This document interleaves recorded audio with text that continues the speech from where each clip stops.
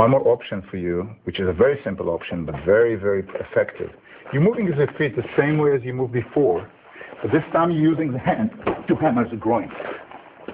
You can hammer the groin by holding from the back of the groin and hitting from here or just from the front. Usually 3 times is good enough to do the move, and you solve the problem.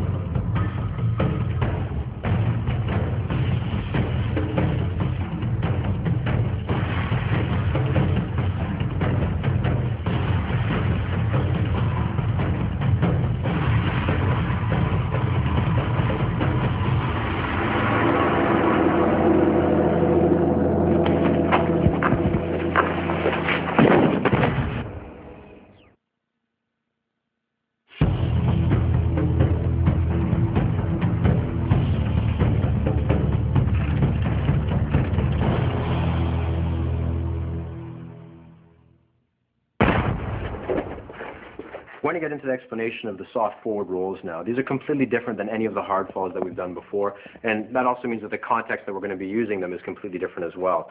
Situation of fight, usually when someone is being thrown, especially if I'm supporting him, he's doing a hard break fall. He doesn't really get a chance to do any kind of roll from here. It's next to impossible.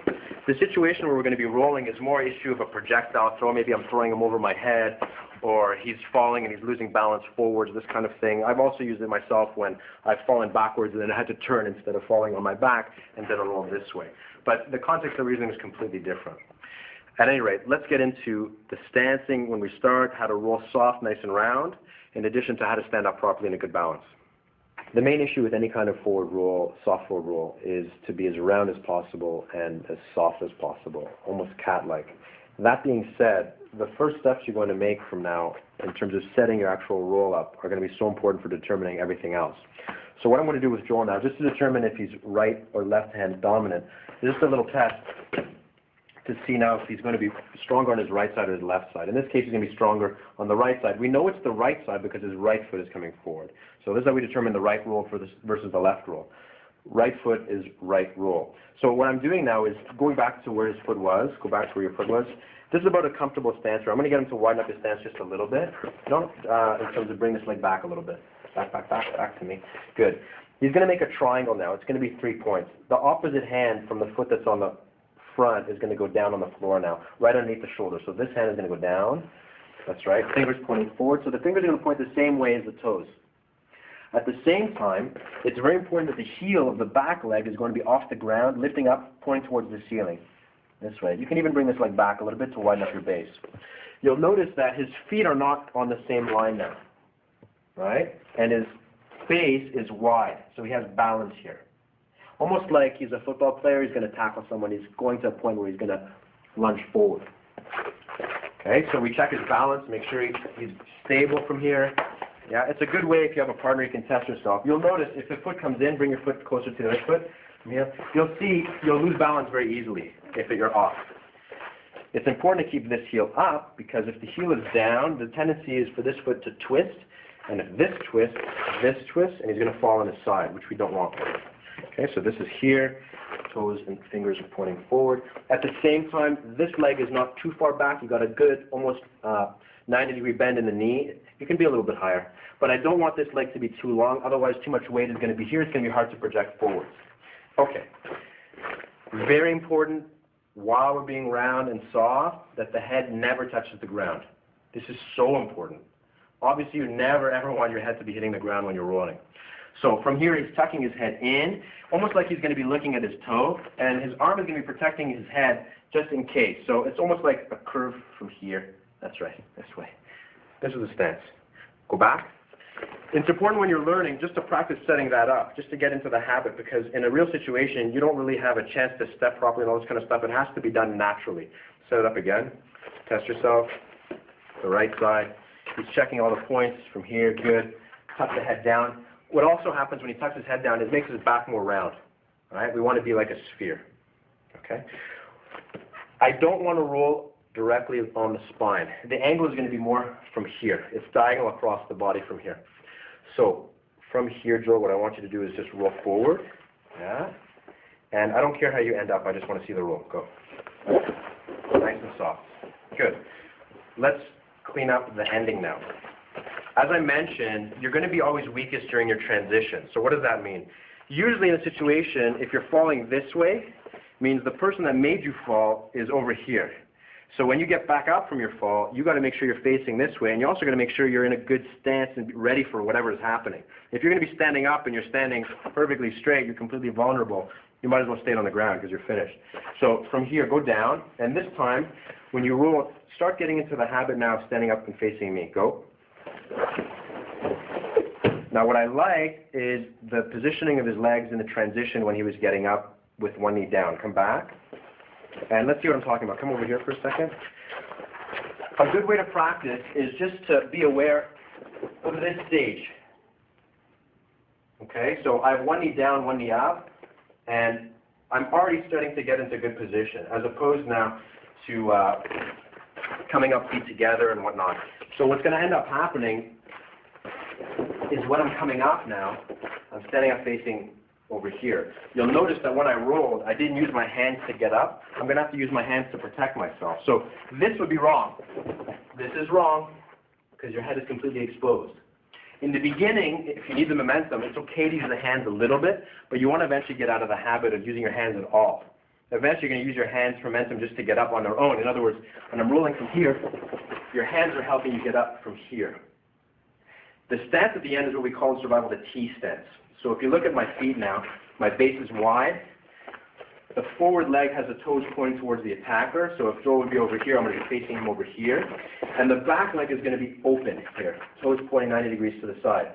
Again, it's a mistake to have the feet in line. I have no base here, and I have no stability. Lateral. This has to be out. At the same time, not too wide.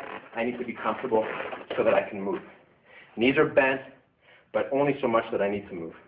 At the same time, the hands are up protecting the face, getting ready for the attacker. The forward hand is a little bit out, just in case I need to feel the range. He's going to be coming to me probably. This helps sometimes keep a distance, keep him away I can feel. The other hand is protecting the face, but it doesn't have to be this way. There's different options. Another common mistake is the angle on the line that people roll on. So the tendency for many people is when they roll on an angle. Once you get the stance and you start to get the big picture of the roll, you can start fine-tuning the little points, but they're important points. So usually if you're practicing on mats, there's going to be lines in the mat. What I'm going to do is set up my base, hand in line with the foot, with the line directly up my middle. So I know that the line is going to be in front of me, and when I stand up, I have to finish on the line. The tendency is to veer a little bit. Perfect. Right in the middle. Okay? So this is something to look out for. Another major point is the spacing between you and the attacker when you stand up. So if, let's say now Joel is pushing, let's say Joel is behind me from here and he's pushing me, and he's coming after me when he stands up, I might not need to be here. I might not want to be here. So in survival, it's not fixed and it's not a rigid system. If he's coming to me, I'm going to need to move back, and this is fine to create some kind of space. So my stance can be here, but if I need more space, I can step back now and stand in the opposite stance and still be facing him.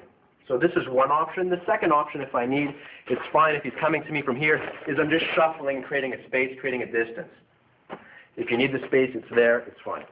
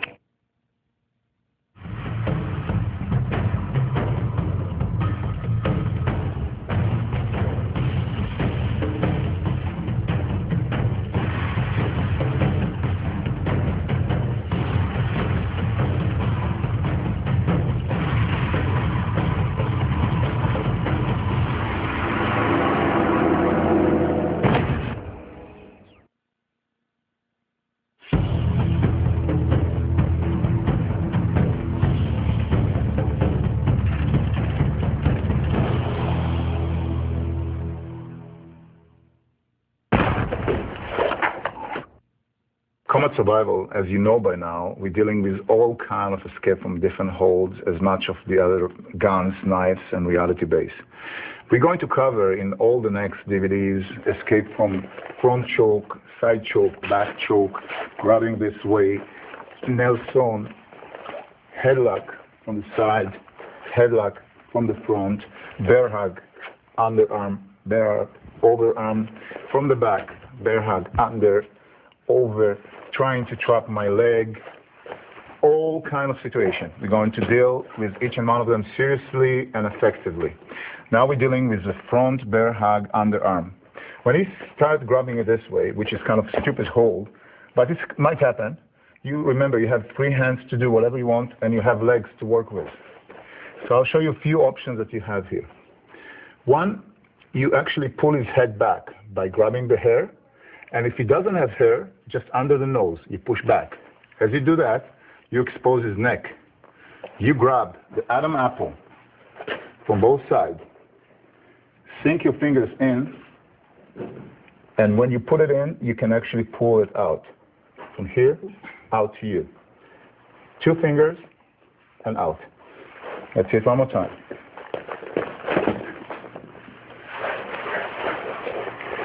This is the position. It's very strong pressure.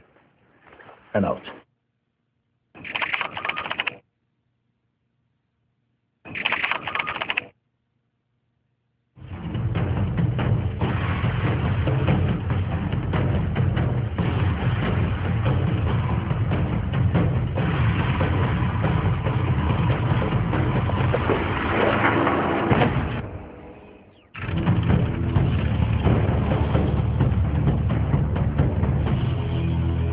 Another option that you have from here is using your knee for the groin. As you hear, you put 2 hands behind them, take the knee back, and going from underneath to the groin.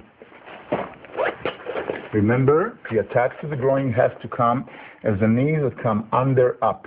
You do not want to attack the groin this way. You want to come from underneath into. Any pressure that you do from down up will be much stronger than straight. So from here. In order to do that, we're sinking the hip further and coming underneath.